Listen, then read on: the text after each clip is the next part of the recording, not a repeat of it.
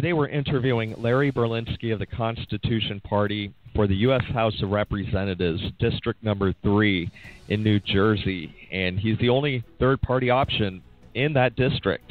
I have a question for the audience before we start asking Larry some questions in this interview. The question is, who would you change them with?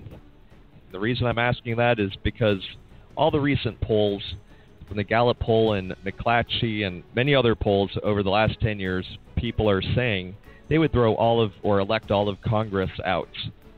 And if that's true, who would you replace them with? Would it be Larry or any of the other interviews we've done at LibertarianProgressive.com of independent third-party candidates who are on the ballot and the only third options in their specific district? Now, Larry's website is berlinskiforcongress.com, BERLINSKIFOR, Congress.com. And Larry, actually, I think you're the chairman of the Constitution Party in New Jersey. That's and correct. You are the only alternate candidate on the ballot besides, the status quo, meaning the Republicans and the Democrats. Is that true, sir? That is correct. Initially, the Libertarian Party did put up a candidate. However, his petition was challenged by, I believe, and don't quote me on this, but I believe it was the Republican incumbent. And because he only had the minimum number of names, I guess he didn't put up much of a fight, and he got knocked off the ballot. Well, actually, if there's a case to be made of making consensus, it might be a blessing in disguise per se, because if you only have one third-party candidate, which is not every single district, most districts have a Green Party, Libertarian, some other parties. Right. But in your specific district, if people really want to elect them out, you're the only option. And we found 50 such, actually about 70 such districts, but have interviewed about 50 such people like that around the entire country. What would you met your goal? That's great.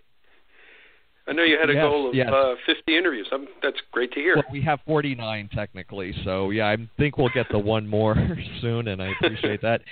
And we might exceed that goal, but what kind of message would it send? We'll get into your platform and your issues in a moment, but even underlying all of that and the climate that we currently have, what kind of message would it send electing you as a Constitution member candidate to the Congress, and what kind of message would that send to New Jersey, but also to the United States and the powers that be, and to the voters?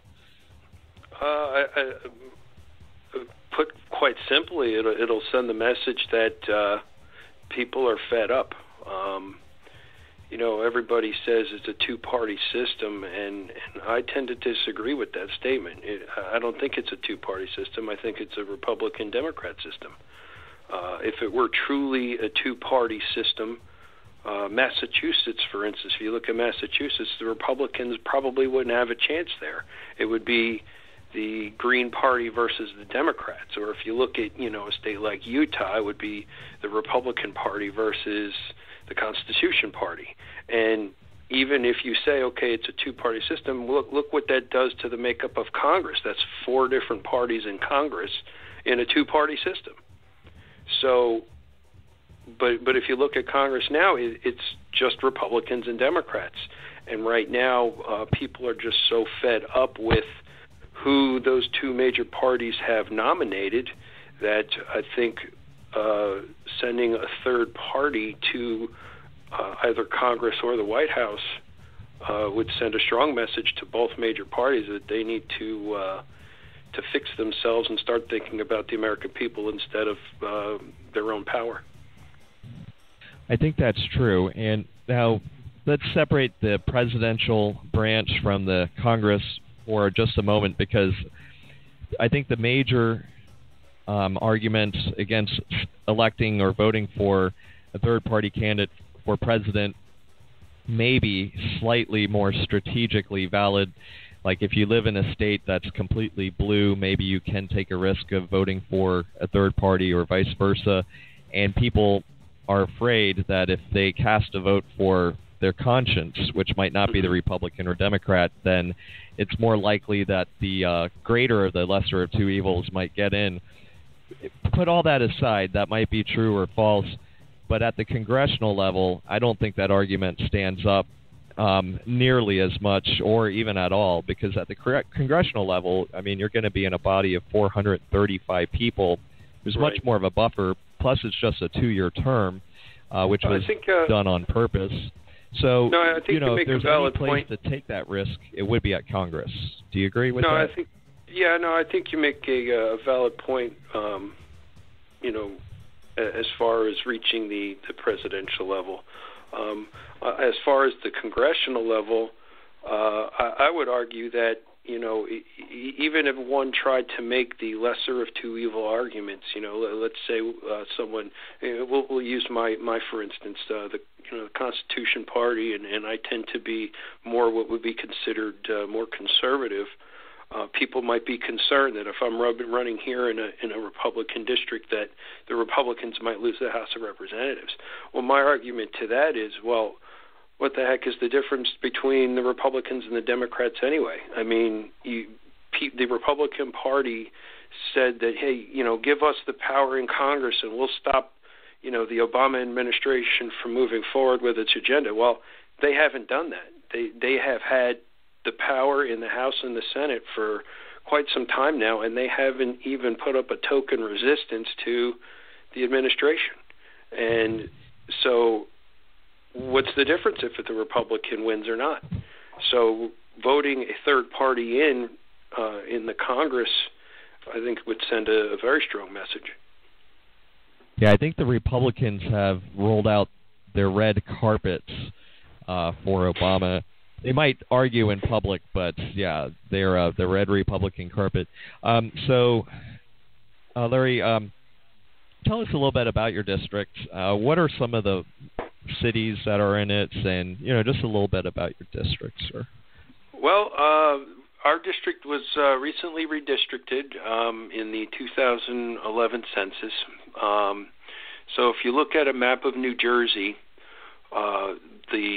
and you look at the East Coast, Brick Township would be one of the most northern parts of the district, and then all the way down to Barnegat, along basically where the Garden State Parkway hugs the East Coast, and then the rest of the district, it kind of looks like an hourglass laid on its side, with Highway 70 running right through the middle, and then over in Burlington County, you have not quite Cherry Hill area, and definitely Mount Holly is at the center. Mount Holly is the county seat of Burlington.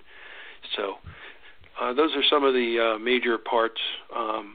We have, Toms River is a big town here. Manchester is not quite in the district. It's, like I said, the hourglass, the way they drew the district. But Forked River is another town. Forked River is used to be a small town. It has a nuclear power plant there, so it's a major contributor to the economy there. But those are some of the major towns. Yeah, and if it's a conservative district, if someone's a lifelong Republican, actually the best thing that could happen to the Republican Party maybe could be argued that that someone or yourself is elected. That might make the Republican Party up their game, per se. And now, you are a family man. You have kids. You also were a veteran, or are a veteran, U.S. Navy submarine service. Yes, sir. And so you were in the submarines. Yes. I proudly served the United States Navy from 1997 to 2003. Spent 4 years on the USS Nebraska, which is a ballistic missile submarine. Trained as a nuclear electrician, and I translated that into my civilian life. I work at the nuclear power plant that I mentioned earlier. I'm a senior reactor operator there. I graduated from Seton Hall University with a BA in political science. That was right before I enlisted in the Navy. So that's a little bit of background about myself. I met my wife right after, or right at the end of my naval career, like 2 weeks left. So I was very fortunate to have met her then. And then we got married, and several years later, now we have 2 beautiful children, 1 7, 1 4, 2 little girls, and they keep me on my toes. That's for sure. Okay, and now let's just jump right into foreign policy, because that's where you could argue you have some experience and you have a veteran's background, and that is actually where most of our budget goes. That's where most of the time and effort is being placed since 9/11, and since then there has been a new normal. And so, how would what kind of, if you got to Congress, when you see proposals for like invading Syria, or how we deal with Russia, or how we deal with the Middle East, or how we deal with other countries in general, our world politics, friends, foes, alliances, etc. Let's say you have 2 years. What are you going to bring to Congress, to the Capitol every day? What kind of mess are you going to bring, and what kind of coalitions are you going to try to build, and what's your approach? Well, dealing specifically with foreign leaders, of course, is an executive branch duty, and of course, treaties and ratification thereof, that's more of a senatorial thing. However, the one thing that the House of Representatives can do, the Congress is the power of the purse, right? And only the Congress can declare war. Last time we declared war was 1941, and we've only done it 5 times in the history of the United States. Right now, we have generals saying that the United States Army can barely meet its commitments around the world. Now, if we haven't declared a war, what kind of commitments do we have that the Army is stretched to such an extreme? That means one of 2 things, if not both. It means, 1, they're underfunded, and 2, we have too many darn commitments. If we're going to send our friends, family, children in harm's way, we need to make damn sure that they're equipped properly, first of all, and second of all, that they have a clear mission when they go, and the means to do it. We hamstring our troops with ridiculous rules of engagement that put them in harm's way. We limit, a mission. The purpose of an army is to kill people and break things. And if we're sending them there to, smile for the camera and be peacekeepers, they're there for the wrong reason. So that's a lot of money that we misappropriate, in my opinion. Now, as far as other branches, the Navy, if you look at the Constitution, the Congress has the power to raise a Navy. It also has the power to raise an Army. But if you look at Article 1, Section 8, an Army is only supposed to be appropriated for 2 years at a time. Now, please don't misunderstand. I'm not suggesting that, we drastically cut the Army. That's not my point. But my point is, if we're going to project power around the world, it's best done through the United States Navy. The Navy has more airplanes than the Air Force. We have China building artificial islands in the South China Sea, threatening a major shipping lane. And I'm not suggesting that they would, hold the world at gunpoint, but it's certainly a very strategic thing that they're doing, and we're not answering. We have now the Navy cutting rates. It used to be if you were an electrician in the Navy, you were an electrician in the Navy. You're no longer an electrician. You do this thing, and you can sometimes do other things. So we're expanding the role of a single person to do multiple roles, and I don't think that's particularly wise given the way the Navy is set up. Now, I certainly don't think that Congress can control the Navy, but I think this is a symptom of poor funding. in addition to a couple other things, but poor funding certainly is one of them, and that's something that the Congress can change. What about oversight? I recently saw an article made the headlines about the Department of Defense couldn't account for $6 trillion or something over the last couple of years. Do you think, and not just the Department of Defense, but should the Department of Defense get a thorough audit, and so should every department of the government? Well, I don't think we should single out the Department of the Defense in that regard. There's waste, fraud, and abuse, across the board. So if we're going to do an audit, I certainly think that, to do it to every major department and would be the more appropriate thing to do.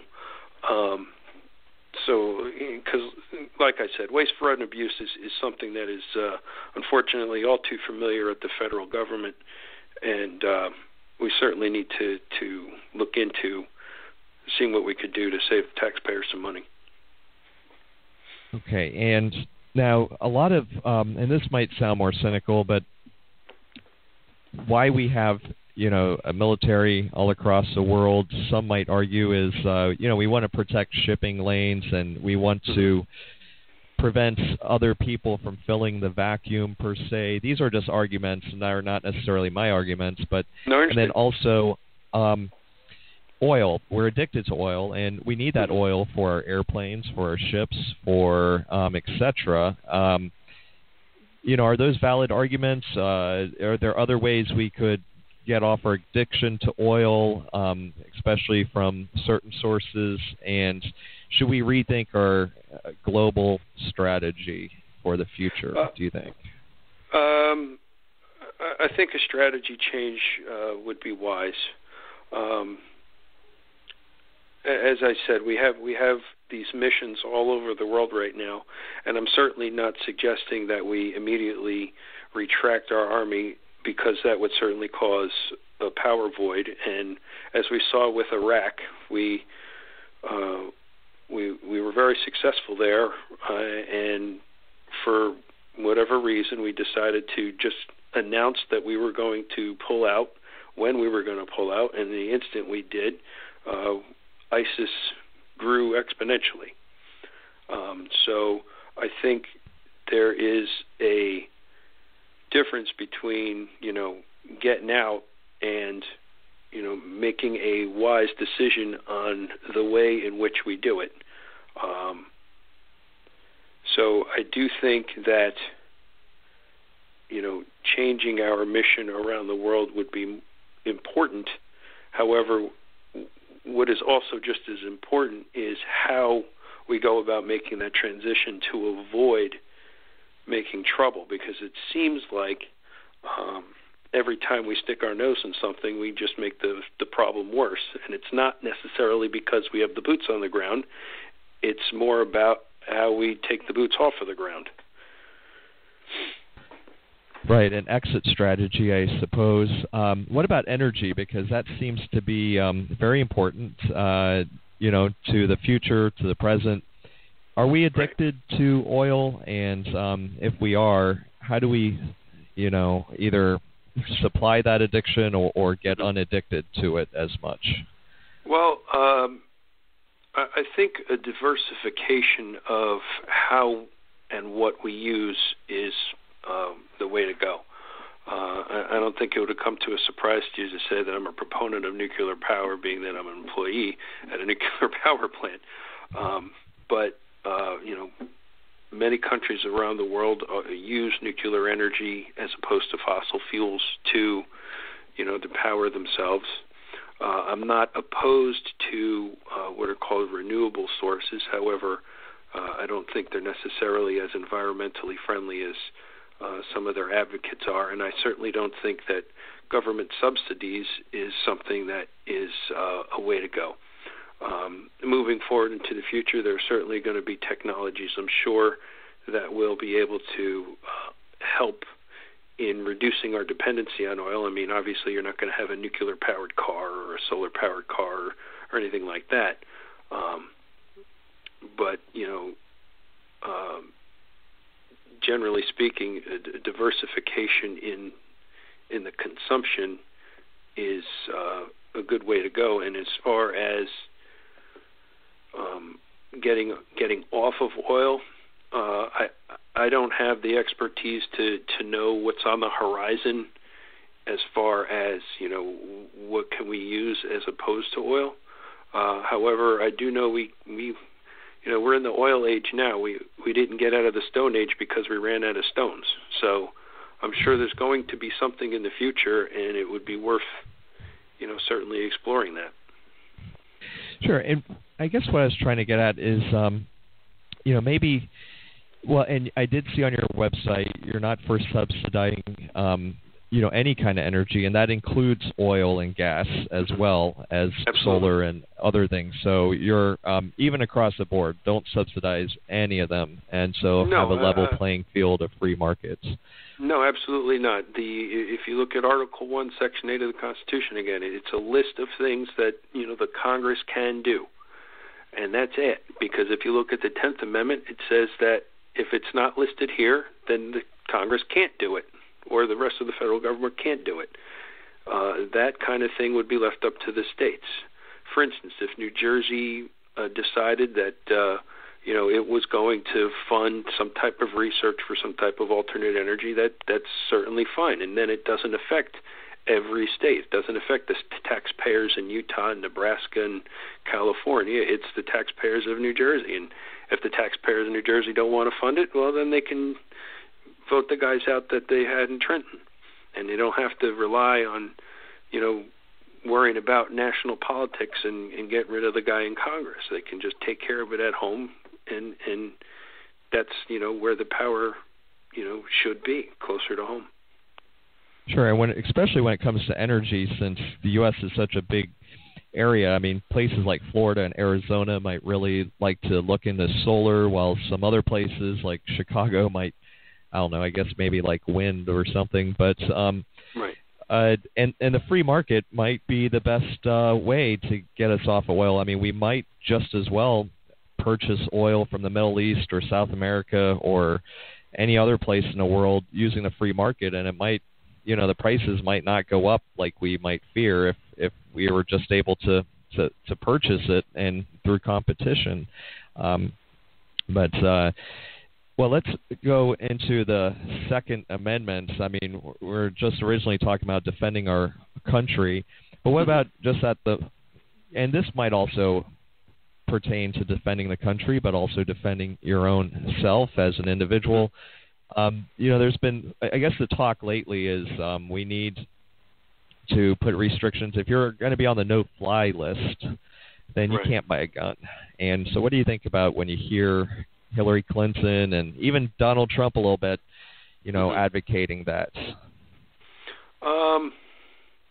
It's difficult to say, because who defines, what's it mean to be on the no-fly list, right? Right. So if you're a citizen of the United States, you have a right to defend your family, your property, and yourself with a firearm.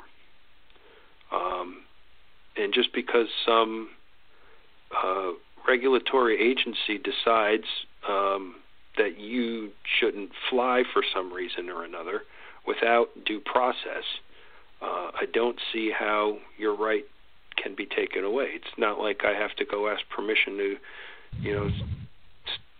step on a soapbox in the park just because, I had a bad locker room conversation that was recorded accidentally, shall we say. And I know it's a difficult situation, and a lot of people have very, strong arguments on both sides. But the way I see it, it is my God-given right to be able to protect my family and myself and my property. And until due process of law takes that away from me because I have proven myself to be unfit to do so, it's just not something that should be done. Yeah, so maybe the key term there is due process, because due process means, knowing the evidence that's against you, knowing the accuser, having a jury of your peers, a speedy and fair trial, and probably other things I can't think of right now. But those are all major planks of what's known as due process. And so maybe the no-fly list should be looked at. I mean, I'm not saying there shouldn't be people that the FBI is not watching, but I mean, by putting them on a no-fly list, number one, that might tip people off that they're on a no-fly list. But number two, the FBI have been watching people, and sometimes their superiors don't listen to people further down on the chain when they suspect someone of doing something suspicious, and so they don't follow up with it properly. And number three, I mean, it's almost like you're being punished before any trial. I mean, so it just seems like it cuts out the whole due process. That's not. It seems like that's exactly what it is. They are taking your rights away from you without telling you why, without being able to face your accuser, and without being tried. Yeah, and under the cover of trying to get rid of gun violence, they're normalizing it. I mean, because that can also set a precedent for other kinds of lists in the future and things like that. I mean, the Bill of Rights. And that's the key right there. And it's not so much, and that touches on so many topics, not just gun rights. If you allow the federal government to do something, it's not about the people that are there now and whether or not they're going to do it for good or for bad. It's about you just let the federal government do something, and now you've set a precedent. So at some point in the future, maybe a different group of people are in there, maybe people that you don't like, maybe people that you don't trust. But you've already given them the ability to do that. And that's what's truly dangerous, and that's why we need to safeguard our rights and assert the Constitution and make sure that it's part of everyday dialogue. All right, very good. And just a quick question about, there's states like Colorado, Oregon, Washington, to name a few, that are having initiative referendums to legalize cannabis, otherwise known as marijuana. Should the federal government try to stop them, or should they be allowed to continue their experiment? Should the DEA step in or not step in to those states? Well, I don't see anywhere in the Constitution where the federal government can limit that. They tried once with alcohol, and then that was repealed, and that was in the Constitution. I do believe that it is a states' rights issue. I do believe that there is a drug problem here in the United States. Whether or not marijuana is part of the drug problem is certainly a whole can of worms that we can open up and probably talk for another hour about. But I don't think that the federal government should have a law, which it currently does, to limit that. I know that they're not enforcing that law right now, and that could change on a dime with a new administration. I don't know that either one of the major party candidates is for or against continuing the current policy.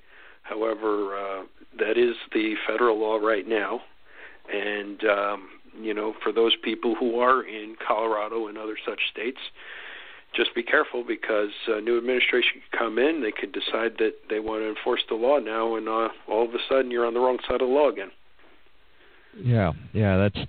What about the Trans-Pacific Partnership? For those people who don't know, it's kind of like NAFTA, another trade deal where it's, instead of just making an agreement with one country and the United States, it's a big trade deal with like 20 countries at a time. Some people say it takes away sovereignty, although you might like free trade. What do you think about the TPP, otherwise known as Trans-Pacific Partnership? Well, I don't think the way it is written is a good idea. Now, here in the United States, we only have available to us 27 of the 30 chapters of it. You have to go through a foreign country if you want to get the other 3 chapters, which baffles me and kind of scares me, first off. Second of all, if you're going to have a free trade agreement, and I am a free market capitalist, if we're going to have a free trade agreement, it should be between one country and the United States. I do not believe in entangling treaties with multiple countries that take away, our sovereignty or limit what we can do.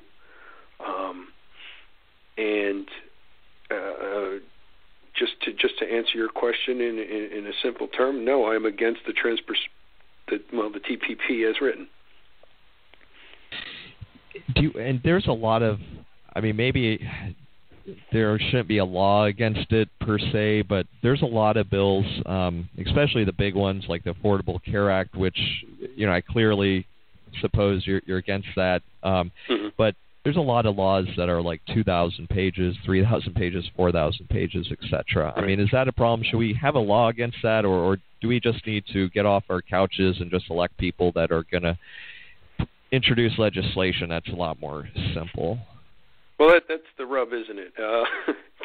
How do you make a law limiting the amount of law or the size of a law? I think the intent of the Founding Fathers was that those who make laws are supposed to be common, everyday people, and they're supposed to write laws for common, everyday people. And from there, it's left to the courts to interpret the law. To have such an onerous or such a large bill that nobody but a lawyer with a slide rule and an abacus can understand, how are you supposed to follow the law if you don't understand it? There are several instances, I'm sure, that people are violating the law and they don't even know it. And that's a dangerous place to be, because now all of a sudden, you're in violation of something that you didn't know, and they always say ignorance is no excuse. So now you're fined or you're imprisoned and you don't even know why. And then they'll say, well, here's the law right here. And, if laws were simpler, maybe there would be less of them. And, everyone always says, well, you got to be a lawyer before you go into politics. Well, I think the problem is you send lawyers to politics and this is what you get. To me, it seems like it's a conflict of interest. You can't have a lawyer writing the laws if they're the ones that are going to be executing and prosecuting the laws. That's an interesting way to put it. And speaking of conflicts of interest, and this is kind of in a similar principle, we have people that the last couple secretaries of the Treasury, I think, have worked for Goldman Sachs. Last, person that was the head of the FDA worked for Monsanto. In other pharmaceutical companies, there's lots of conflicts of interest, the revolving door per se, lots of lobbyists. And should there be some kind of rule against that? Should we also have term limits? Or are these just other things where people just need to get off their couch and the true accountability is the people themselves? Or should there be some laws that, influence that behavior as well? Well, the president can appoint, whomever they like, with the consent of the Senate, people to cabinet positions. And in a general sense, I don't think it's unreasonable to have somebody who is familiar with, let's say drug companies, to be head of the FDA. As the president of the United States, if I were going to be president of the United States, I wouldn't know, the ins and outs of the industry and what would be best for them. So I would certainly want somebody who, from that realm, that would know a little bit better and can advise me better, in that respect. But you asked about term limits. I don't think that term limits is the way to go, particularly with Congress. That would first of all require a constitutional amendment, which is a difficult burden to pass. My proposal is completely different. I say we end pensions for members of Congress. Right now, if you serve 5 years, then you have a pension. Well, that's one term for a senator, and it's only 2 re-elections for a congressman. I think if you're going to serve your country in the Congress, it should be a sacrifice. You're sacrificing some time for your country. It should be a sacrifice, not an opportunity for a golden parachute. So if you get rid of pensions for Congress, which would only require a stroke of a pen, I'm sure it would be very difficult to pass that legislation. But if you were to get rid of pensions, I submit that there would not be lifetime politicians in Congress, because they would have to go out and live amongst the people and be subject to the laws that they passed. Now they're not. They just sit in Congress for 20, 30, 40 years and on the taxpayer dime. All right. And now what about taxes? Should we get rid of the IRS? I don't think, philosophically speaking, yes. Practically speaking, I don't think it can be done real quick. You can't just rip off the Band-Aid. I do think a simplification of the tax code is in order. I think it's ridiculous that somebody that's rich can pay some accountant and find all the loopholes, and I think it's ridiculous that somebody that's in the middle class gets and I hate to use that term because it appears in the Communist Manifesto, but you have to use the lexicon. Somebody who makes somewhere in the middle, they don't necessarily have the means to hire an accountant to be able to figure it out. I say if you have a simple flat tax, even if you just say, after the first $30,000 or $40,000 of income, and after that, any income you make, flat 15%, that's it. It'd be a lot simpler. You'd actually collect more money, and it would be a lot more fair. Okay, and now speaking about sovereignty, this might be on the topic or not. But recently, do you hear about, when people register their internet domains? We just recently handed that database, or the group that handles all website domain registration. So, like, I own libertarianprogressive.com, and you own... That's a great name, by the way. I like that. Thank you very much. And you own berlinskiforcongress.com, and...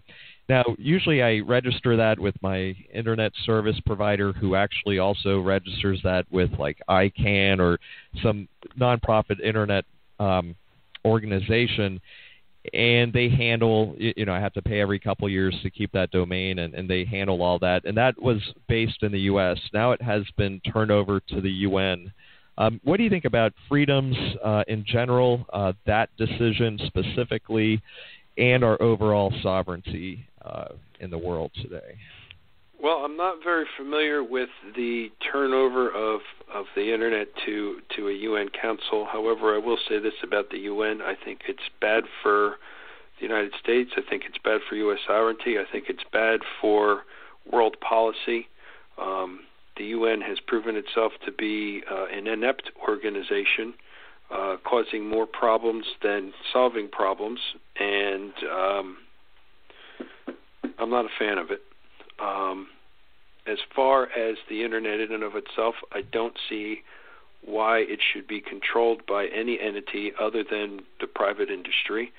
I'm afraid of government control of anything, or at least very skeptical of it at best. Just based on what you told me and the limited information I have of it, it doesn't sound like something that I'd be in favor of. Sure, and that's kind of new news. I mean, I think that just broke in pretty much in the mainstream news just a few weeks ago. So it has not received a lot of headlines.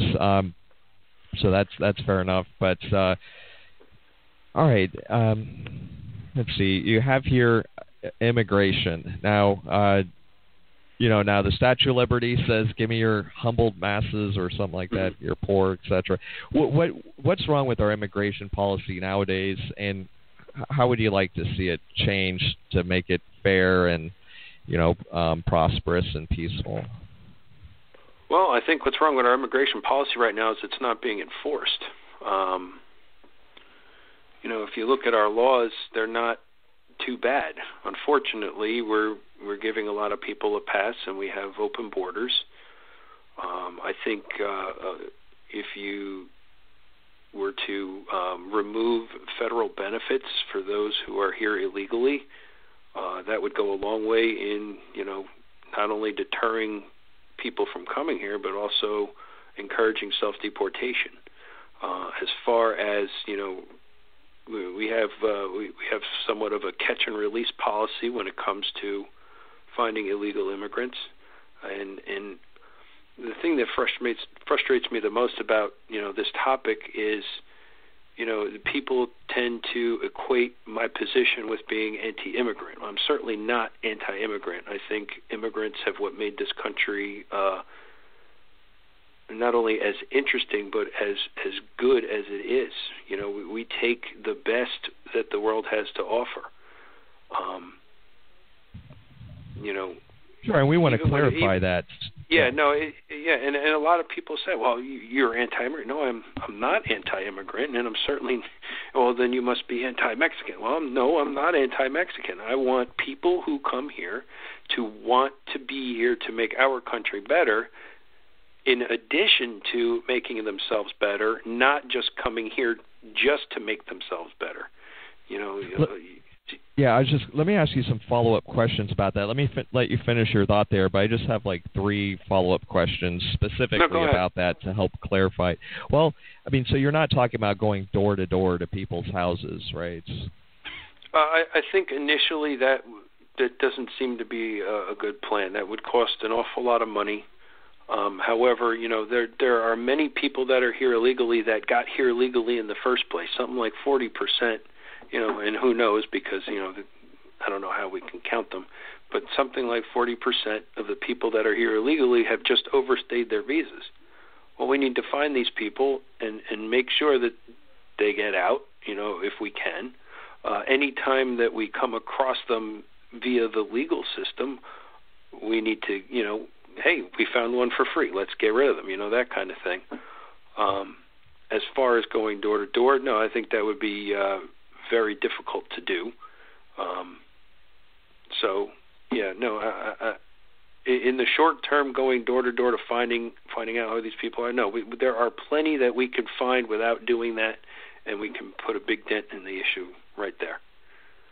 Right, and you're not talking about ending like student visas or absolutely people not. coming here for tourism or things like that. No, I want people to come here and see how great this country is and can be, and go home and tell their friends. Right now the United States doesn't seem to have a good reputation around the world, and I'd like that to change. But I don't want it to change at the cost of our freedoms and liberties, and at the cost of unnecessary spending on taxpayer dollars. So. Basically, you're saying just enforce the existing laws. Enforce the existing laws and limit, those coming here legally. Okay, and that's we already have the existing laws. So if someone's criticizing you, they're just criticizing really the existing laws. And so let's talk about the criminal justice system a little bit.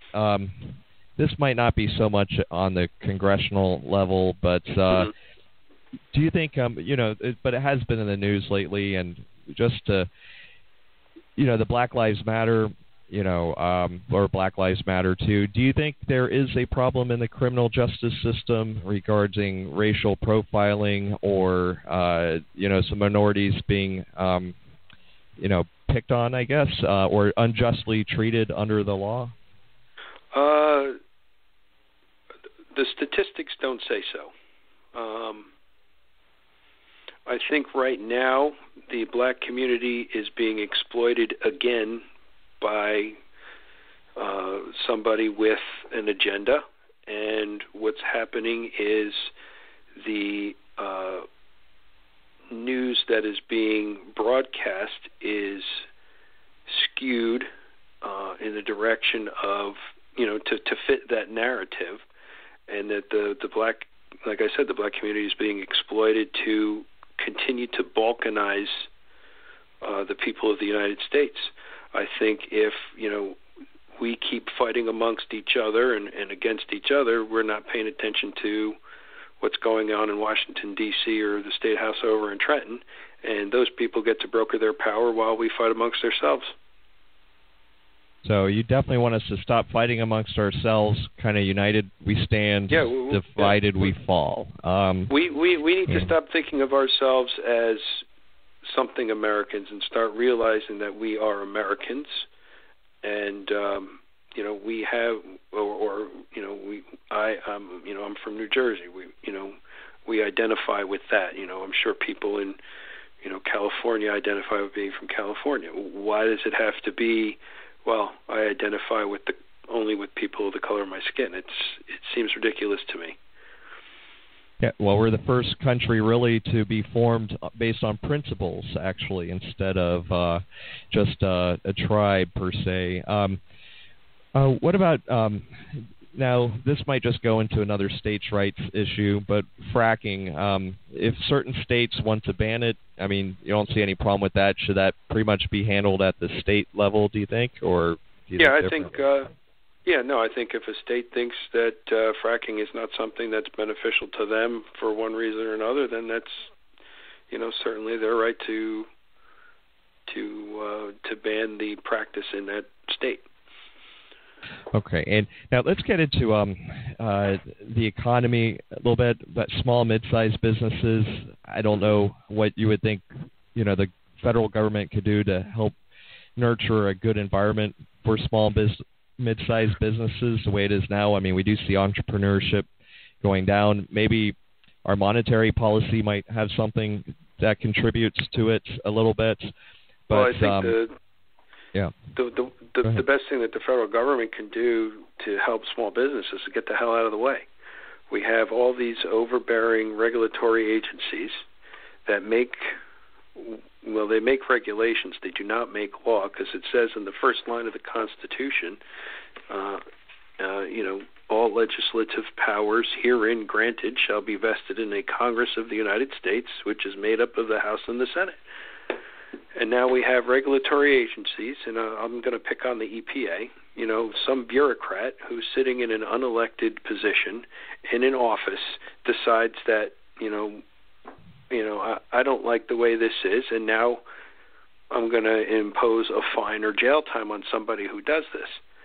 Well, that guy wasn't elected, and now if I violate that regulation, I'm going to jail or I'm going to be fined. Well, who the heck is that guy? I didn't vote for him. And then if I complain to my congressman, he has cover. Congress has given up their right and their duty to make law, and they are not allowed to do that.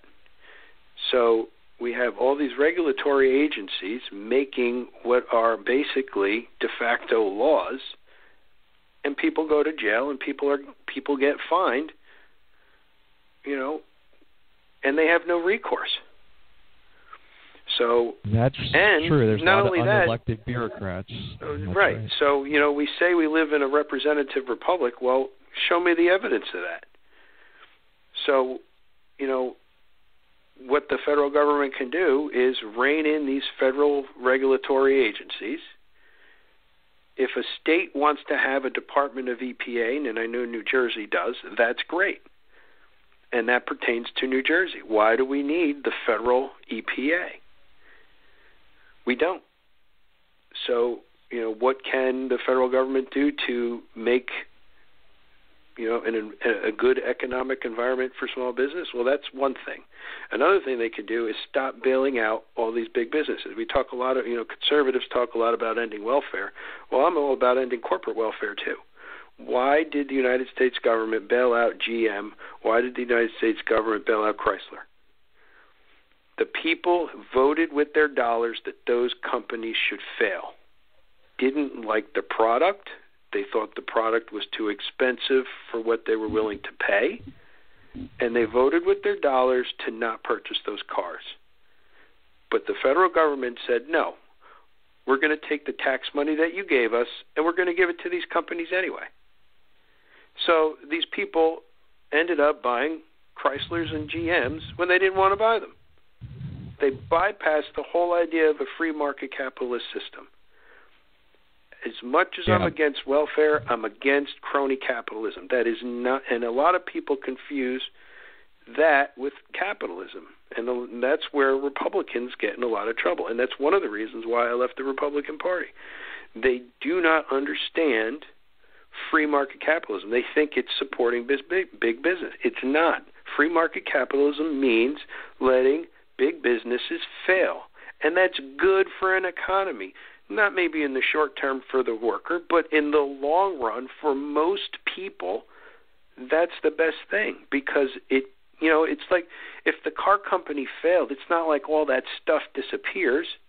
We may have had 2 or 3 smaller car companies that would have bought up the equipment that used to be Chrysler and GM, and they would have made perhaps better cars, perhaps worse cars, but the free market could have decided that. But now we'll never know because we had to buy Chrysler and GM. Larry, I think you're absolutely right in that. I mean, most people were against the bailouts in 2008, yet Congress decided to vote, for them anyways. And if you have these companies and these CEOs that are the head of these companies that are, I guess you could call them incompetent, since they, ran them to the ground, and then they come asking the government to be bailed out, and they do get bailed out. I mean, what does it say to the market, to the competition? If let's say you were a mid-size, you just lost your opportunity to maybe buy that bigger bank that had failed, and instead of having this new mid-size bank that would have bought out parts of these, too big to fail banks, with better management, these mid-sized banks that didn't need the bailouts, now you would have had CEOs and people that were more fiscally responsible taking the helms, but instead you're just rewarding the same people. I mean, if you did that in any other way in life, I mean, if you had a baseball team and if you had a catcher who kept on, letting the person get into home plate and you keep giving them a raise, and, you're just going to have a losing team. Yep. And so we're rewarding incompetency. Now, you did say on your website that you're against raising the minimum wage, but you are for, there's no laws needed for people to assemble freely and unionize. And that kind of reminds me of the situation in Denmark, actually. Believe it or not, people say like they have a higher standard of living and for, low-end workers and stuff. But I looked into it. They don't even have a minimum wage in that country, but what they do have is a strong union. And just because of that union, the workers at McDonald's get paid more. The Big Macs don't cost really that much more, and it's just all with voluntary unions, and they don't even need a minimum wage there. Well, like I said on my website, you don't need a law to improve union relations. People have the right to assemble. And a company has the right to or not to negotiate with that union. But that's a private business matter. That should not involve the government at all. Now, I just have 2 more questions for you, Larry. What do you think it is about freedom that people have forgotten today? What do you think that is? Have we forgotten as a society in general what freedom I think that we forgot that it's something that needs to be closely guarded. People are very willing to give up their freedoms just to feel a little bit safer. When in fact, if I can remember the quote from Ben Franklin, those who give up a little bit of freedom for a little bit of safety deserve neither and lose both. The Patriot Act, for instance, that was something that Oh, yeah, that's a good idea. We got to get these terrorists. Well, if you read the Fourth Amendment, the Patriot Act is a very, very clear violation of the Fourth Amendment of the United States. And it was all done under the guise of, well, we're going to make ourselves safe from these terrorists. Well, I don't feel any safer right now. I don't think that anything that the Patriot Act has yielded made us any safer.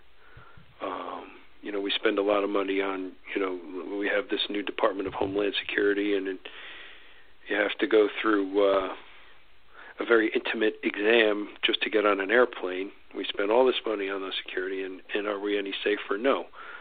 Just a few weeks ago, I live at the Jersey Shore. Just a few weeks ago, there was a bomb placed in a garbage can that was, it was set to go off when a bunch of veterans, they were having a 5K, and it was set to go off when they were just about to be right there, and by an act of God, there was a delay in the start of the race. And then the same individual was, caught in actually the town I grew up in, Linden, New Jersey, and he had placed 2 bombs on a New Jersey Transit, train. Well, all these things didn't stop that guy. Unfortunately, the fact of the matter is we live in a dangerous world. We need to accept that fact, and we need to be prepared to, defend ourselves. If something is happening right here, right now, I don't want to have to pick up the phone, dial 911, and wait for the cop to get here. Cops can't be everywhere all the time, nor should they have to be, and nor should they be at all. It is your right, it is your duty as a free human being to defend yourself and your family and your property, as I said earlier. So, that the thing that we forget about freedom is that it's dangerous. But that's the trade-off, right? If you can be free, you can be perfectly safe. If you go to jail, you get 3 hots and a cot and a roof over your head. But you're living in prison. If you want to be free, it's a dangerous world, and you have to accept that as reality. That's a good point. I mean, so our freedom is our greatest strength.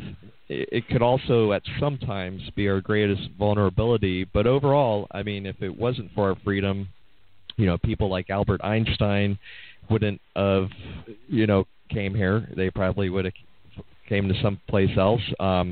And we wouldn't have the spirit and the environment of the business that we've had and stuff like that. So without the freedom, we probably wouldn't even be a place worth fighting for. And so who are some of your favorite people, past or present, Larry? Some of my favorite people, past or present. You're talking about, people that everyone would know kind of people? I just want you to answer that how you feel like answering. Well, since I assume I'm speaking to an audience, I'll stay away from my close personal heroes, within my family. People who have influenced me, I would say, in my way of thinking, to get where I am. Initially, I have to admit, I listened to Rush Limbaugh early on. Probably started my senior year of high school, and we're talking, 1992, 1993 time frame. I listened to him for quite some time, and he helped shape my philosophies, along with other local radio hosts like Bob Grant, people like that. Moving forward, after I joined the Navy, I started doing I did a lot of reading even before then. I've read the Federalist Papers. I like to read a lot of history. Some of the things that the founders did, Franklin and Washington and Jefferson, Adams, particularly Madison is a fantastic figure. Mark Levin is somebody that I've been listening to a lot recently. He would not necessarily agree with the fact that I've left the Republican Party, but I enjoy listening to him. He sometimes is a little aggressive in the way he speaks, but if you can get past that, he does get into a lot of the philosophy, and I certainly enjoy that. He gets into Montesquieu and de Tocqueville and all that. So those are the people that have helped shape my political philosophies and ways of thinking. Well, so we're talking to someone here that whatever you believe as far as being a Democrat, Republican, Independent, I mean, you would have voted against the bailouts, it sounds like. You would have voted in protection of the Fourth Amendment and the Constitution, and you might not get everything that you want to pass in 2 years if you are elected, but you are on the ballot giving people an option, and it might up the games of the other parties in the long term. So, I mean, I like to think have you so. been in any debates yet? Are there any debates coming up? No. Tom MacArthur, the Republican incumbent, did not want to debate with me on the stage. My Democrat opponent, Fred Laverne, he insisted that I be on the stage with them if there were to be a debate.